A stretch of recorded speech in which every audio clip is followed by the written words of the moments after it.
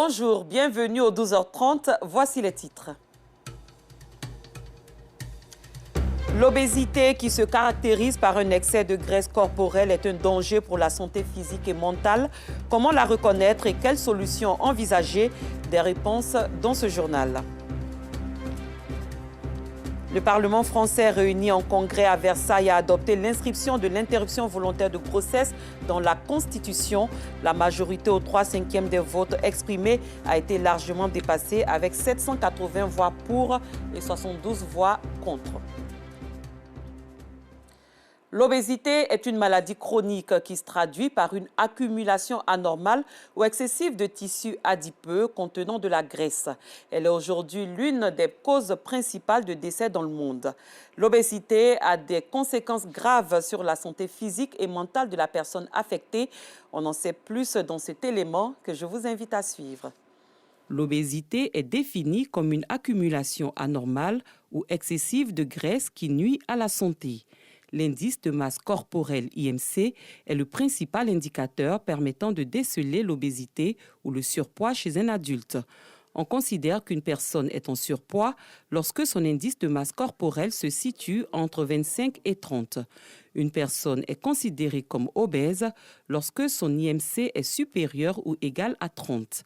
Les causes de l'obésité varient d'un individu à l'autre. L'obésité fait généralement suite à la combinaison de plusieurs facteurs. La consommation excessive d'aliments caloriques est la principale cause de surpoids et d'obésité. La prédisposition génétique, une pratique sportive insuffisante ou inexistante, la sédentarité mesurée à partir du temps passé devant un écran, des facteurs environnementaux et le marketing alimentaire. L'obésité, l'un des problèmes de santé publique les plus importants, est le 5e facteur de décès dans le monde. Cette maladie chronique a des répercussions sur la santé physique et la santé mentale. Les personnes obèses ont plus de risques de développer du diabète, des maladies cardiaques, les accidents vasculaires cérébraux et même certains types de cancers. La perte de poids grâce à une alimentation saine et une pratique sportive régulière sont les principaux moyens de lutte contre le surpoids et l'obésité. À ce jour, il n'existe pas de traitement médicamenteux miracle contre l'obésité. Direction Mans pour parler excision. Les leaders communautaires et les exciseuses ont été sensibilisés aux dangers liés à cette pratique. C'était au cours d'un atelier piloté par la coordination des promoteurs de groupement de Mans, en abrégé CPGM.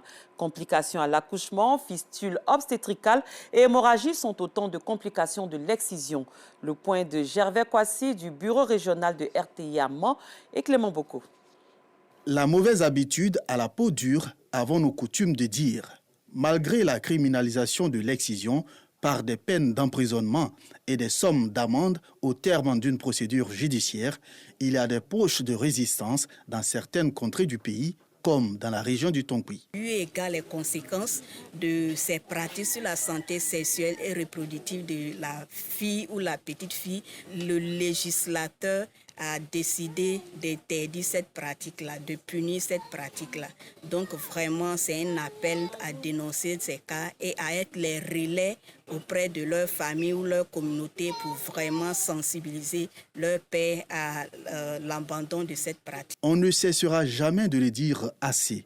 Les conséquences de l'excision sont dramatiques, voire fatales. Stop à l'excision! Tant que le pourcentage de 0% n'est pas atteint en ce qui concerne les mutilations génitales féminines, les organisations qui militent contre ce fléau continueront de donner de la voix. C'est en dénonçant qu'on arrive à préserver des vies, c'est en dénonçant qu'on arrive à sauver des vies. Donc on doit sensibiliser au maximum, on doit briser le silence et toujours dénoncer les cas de violence faites à l'égard de la femme et de la jeune fille, surtout les cas de mutilation génitale féminine. Rien ne saurait justifier l'excision. Quand on regarde que ce soit sur le plan sociologique, que ce soit sur le plan biologique, médical, que ce soit sur le plan, je dirais même culturel, les conséquences sont telles que vraiment personne ne doit vraiment militer en faveur de cette mutilation génitale-là. Zéro excision, c'est l'objectif que s'est assigné le CPGM et ses partenaires. Mois de mars, mois de la femme, et c'est avec la Jeune Chambre Abidjan Soleil que nous en parlons. Cette organisation de jeunes de 18 à 40 ans a développé un concept appelé le Women's Day. Pour la 4e édition qui va se tenir à Abidjan au plateau le 15 mars prochain, le thème retenu est le leadership féminin, levier de croissance pour les entreprises. Clément Bocou. Plateforme de promotion de la femme, le Women's Day s'engage à créer un réseautage de jeunes femmes entrepreneurs. Nous continuons sur cette lancée à trouver des mentors à toutes ces jeunes dames qui sont à la recherche de repères dans cette jeunesse qui se perd un peu.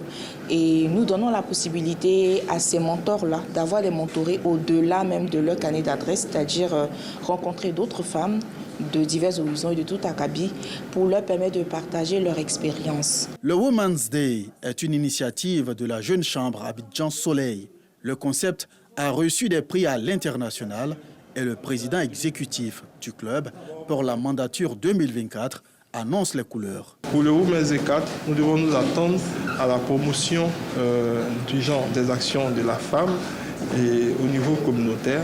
Et pour cette année, nous avons désiré mettre en évidence les femmes managers des entreprises qui ont pu prouver et se hisser à la tête des différentes entreprises en Côte d'Ivoire. À travers le Women's Day, la JCI Abidjan Soleil prône l'égalité des sexes et s'engage à réduire les discriminations à l'encontre des femmes. Poursuivons avec la question de l'autonomisation des femmes avec le lancement des activités de l'ONG Emmanuel Fondation. Cette structure a pour but d'aider les femmes à sortir de la précarité. Lieu choisi, Yopougon, dans l'une des salles de la librairie de la paroisse de Saint-André. C'était le samedi 2 mars 2024. Stéphane Assouan, Joël Gossi. C'est dans une ambiance festive que les femmes de l'ONG Emmanuel Foundation ont procédé au lancement officiel de leur organisation pour lutter contre la précarité des femmes. Emmanuel Fondation, c'est une idée de la fondatrice qui vit présentement à Londres, Maïmouna Chantal Breka. Elle a été inspirée par le Seigneur. Il lui a offert une grâce.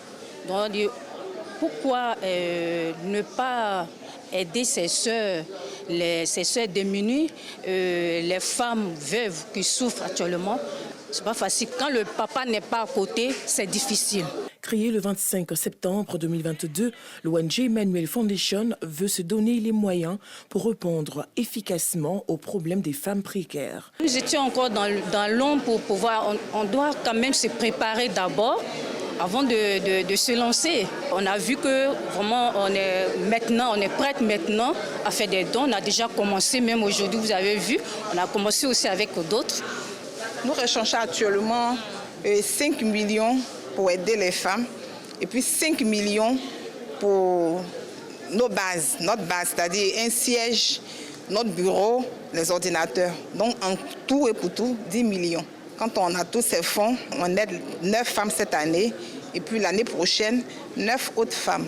Au fur et à mesure que les années passent, on multiplie par 2.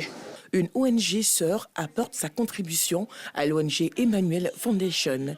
D'abord, nous représentons notre président qui se nomme M. Boti Oku Marius, qui est toujours à l'écoute des mamans et des jeunes de la Samarie. Donc, en ce temps, ce don, c'est pour les encourager.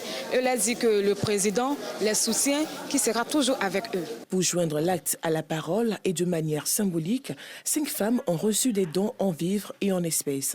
On remercie Dieu pour ce qu'il a permis de penser aux veuves, aux orphelins. Nous, on dit merci à l'ONG, on dit merci à tout le monde pour ce qu'ils ont fait pour nous. Je crois à l'ONG Emmanuel, vraiment. Et quand c'est une ONG qui a commencé devant nous à la psychologie, moi-même je vais adhérer avec ce que je viens de voir là.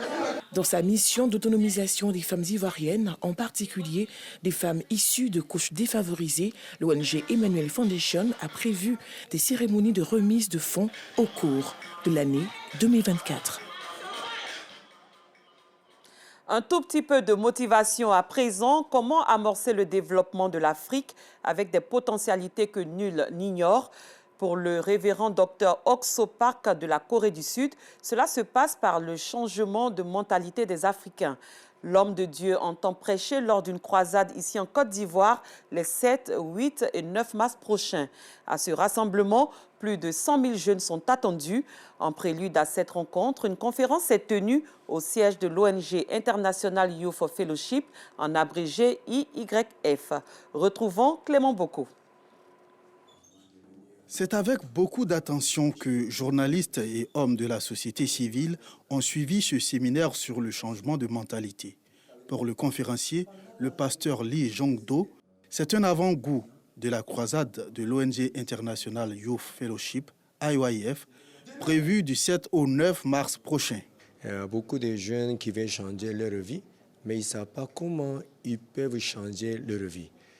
Le président Alassane Ouattara même, il a parlé d'un Ivoirien nouveau. Mais comment un Ivoirien peut devenir un Ivoirien nouveau?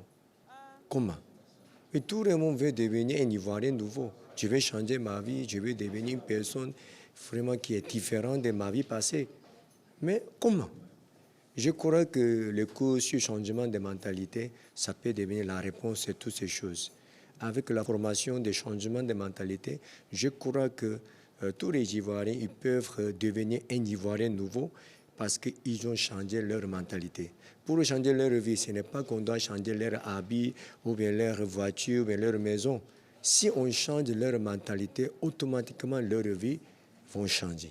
Pour ce grand rendez-vous, le leader mondial de l'organisation sera en terre ivoirienne. Cette visite sera ponctuée par plusieurs activités, dont une rencontre avec les autorités administratives et politiques du pays et des échanges avec les jeunes pour les encourager à adopter une nouvelle mentalité. Un mot de religion, la communauté musulmane d'Abobo-Bokabo s'est réunie pour se souvenir de ses défunts. C'était au cours d'une cérémonie d'hommage organisée le dimanche 3 février 2024 par l'ONG Nasruddin. Enseignements, prières et dons étaient au programme et c'est ce que nous fait savoir Fedanayo. Cérémonie d'hommage aux défunts de la communauté musulmane de Bokabo dans la commune d'Abobo. Une rencontre marquée par des prières, enseignements et une conférence. Un devoir au dire de l'initiateur. C'est écrit dans les hadiths, à Sodakatul Jaria. Ça prend trois choses, mais seulement que je vais parler d'une chose ici, qui est Waladul Soliha. C'est-à-dire qu'un bon enfant, c'est celui qui pense toujours à ses parents défunts. Donc voilà pourquoi nous avons initié cette cérémonie. Pour la représentante du parrain, c'est une joie de voir la communauté se réunir pour ses défunts.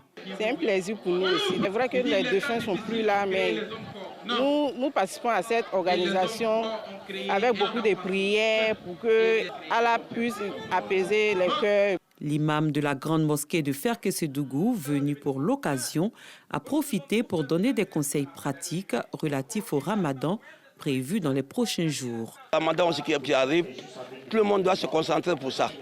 Non seulement, ce n'est pas pour qu'on va mettre le carême, ce n'est pas ça. Ce n'est pas ça seulement. Si tu as deux paquets de sucre, il faut te sacrifier pour donner un paquet à ton voisin.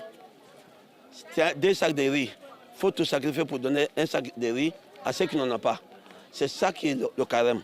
Ce n'est pas parce que j'ai commencé le carême matin jusqu'à le soir, j'ai coupé le carême, ce n'est pas ça. Il faut avoir pitié à ceux qui n'en ont pas. Même simple boubou, si tu as deux ou bien trois, quelqu'un qui n'en a pas, il faut lui donner un cas prier avec. Dieu va te bénir. Cette cérémonie d'hommage aux défunts a été l'occasion de faire des dons aux démunis.